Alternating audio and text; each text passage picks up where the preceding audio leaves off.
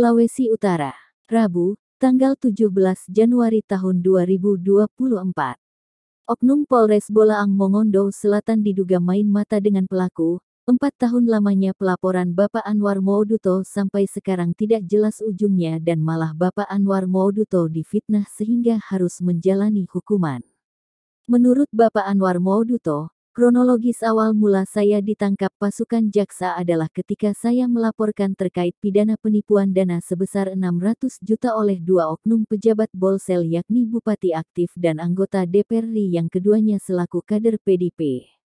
Saya ditangkap jaksa yang terindikasi diarahkan oleh oknum terlapor di saat keluar dari pintu gerbang Mapolda Sulut.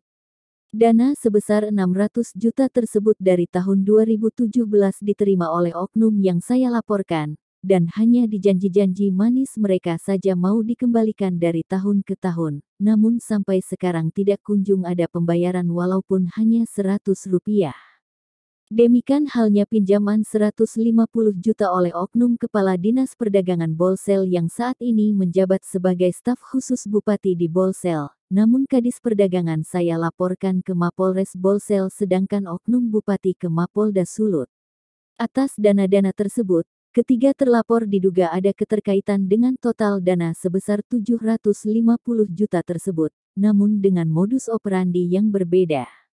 Saya ditangkap setelah keluar dari Mapolda Sulut oleh pihak jaksa pada waktu itu diduga atas perintah Bupati, karena ketika itu, tidak ada seorang pun yang mengetahui atas aduan dan posisi saya di Polda saat itu selain Bu Putih yang ketika itu ditelepon oleh bagian SPKT untuk memberitahukan ke Bupati bahwa ada laporan masyarakat ke Bupati atas dugaan penipuan dana 600 juta.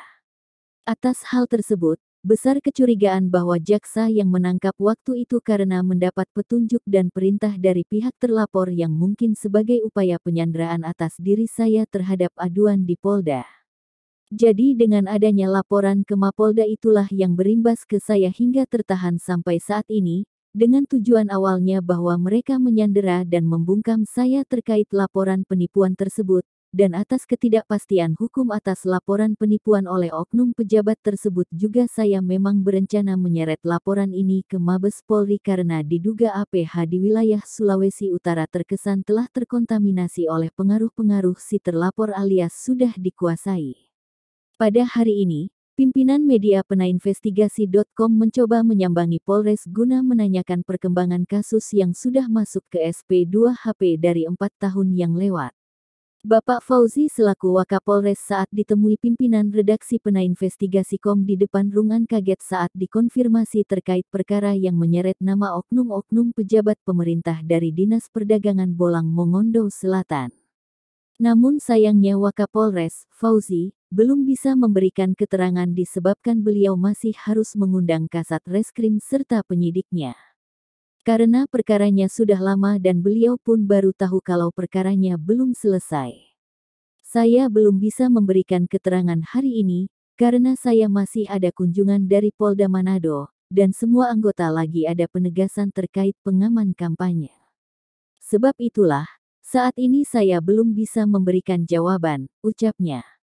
Tetapi saya minta Ibu kirim ke saya laporan polisi SP2HP tersebut, saya berjanji untuk menelusuri perkara ini dan perkembangannya akan sampaikan, ujarnya.